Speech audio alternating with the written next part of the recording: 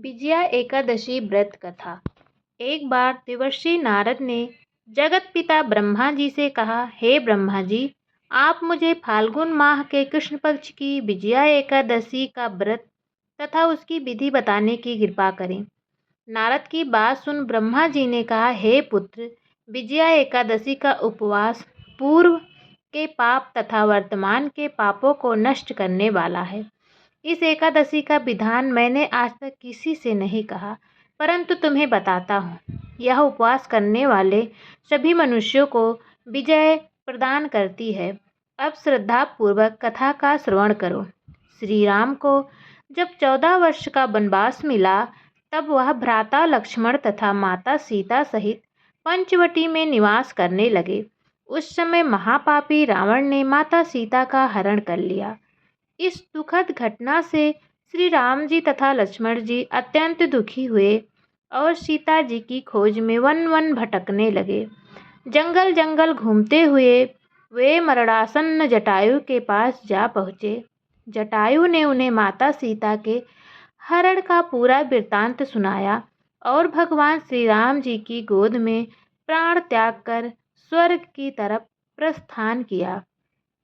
कुछ आगे चलकर श्री राम व लक्ष्मण की सुग्रीव जी से मित्रता हो गई और वहां उन्होंने बाली का वध किया।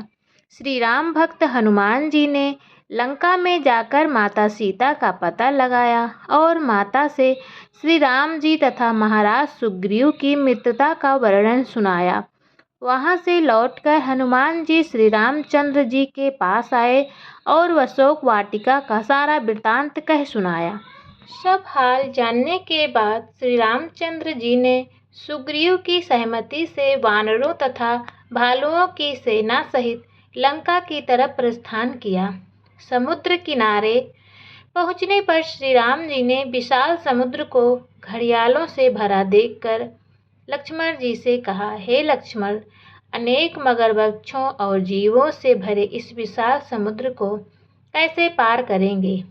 प्रभु श्री राम की बात सुनकर लक्ष्मण जी ने कहा, भ्राता श्री, आप पुराण पुरुषोत्तम आदि पुरुष हैं। आपसे कुछ भी विलुप्त नहीं है। यहाँ से आधा योजन दूर कुमारी द्वीप में वक्दालभ्य मुनि का आश्रम है। वे अनेक नाम के ब्रह्माओं के ज्ञाता हैं। वे ही आपकी विजय के उपाय बता सकते हैं। अपने छोटे भाई लक्ष्मण जी के वचनों को सुन श्री राम जी वक्दालभ्य ऋषि के आश्रम में गए और उन्हें प्रणाम कर एक ओर बैठ गए।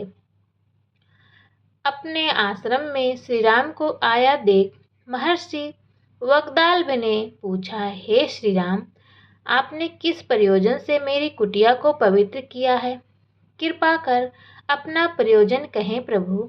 मुनि के मधुर वचनों को सुन श्री राम जी ने कहा, हे ऋषिवर, मैं सेना सहित यहाँ आया हूँ और राक्षस राज रावण को जीतने की इच्छा से लंका जा रहा हूँ।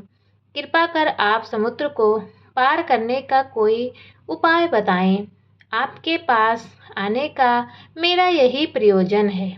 महर्षि वक्दालभ्य ने कहा, हे राम, मैं आपको एक अति उत्तम व्रत बतलाता हूँ, जिसके करने से आपको विजय श्री अवश्य ही प्राप्त होगी।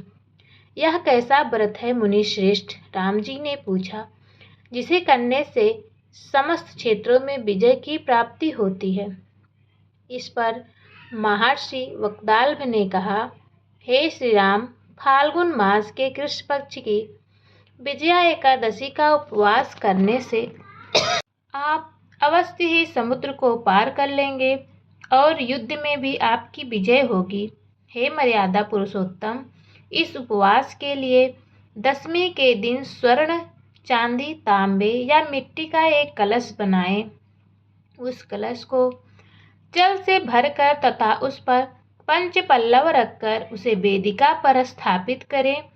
उस कलश के नीचे सतंजा अर्थात मिले हुए 7 अनाज और ऊपर जौ रखें। उस पर विष्णु की स्वर्ण की प्रतिमा स्थापित करें। एकादशी के दिन स्नान आदि से निवृत्त होकर धूप, दीप, नैवेद्य नारियल आदि से भगवान श्री हरि का पूजन करें। वह सारा दिन भक्तिपूर्वक कलश के सामने व्यतीत करें और रात को भी उसी तरह बैठे रहकर जागरण करें। द्वादशी के दिन नदी या तालाब के किनारे स्नान आदि से निवृत्त होकर उस कलश को ब्राह्मण को दे दें। हे दशरथ नंदन, यदि आप इस व्रत को सेनापतियों के साथ करेंगे तो अवश्य ही विजयश्री आपका वरण करेंगी। मुनि के वचन सुन तब श्री रामचंद्र जी ने विधि पूर्वक विजया एकादशी का व्रत किया और इसके प्रभाव से राक्षसों के ऊपर विजय प्राप्त की। हे अर्जुन, जो मनुष्य इस व्रत को विधि विधान के साथ पूर्ण करेगा उसकी दोनों लोकों में विजय होगी। श्री ब्रह्मा जी ने नारद जी से कहा था, जो इस व्रत का महात्म्य श्रवण करता है या पढ़ता है उसे वाजपेय यज्ञ के फल की प्राप्ति होती है। तो दोस्तों, यह थी फाल्गुन मास में पड़ने वाली कृष्ण पक्ष विजया एकादशी की कथा। प्रेम सहित सुनाएं, आपको अमोघ फलों की प्राप्ति होती है। तो चलिए चलते हैं, मिलते हैं अगले वीडियो में। वीडियो पसंद आया हो तो लाइक करें, चैनल को सब्सक्राइब करना ना भूलें। राधे राधे।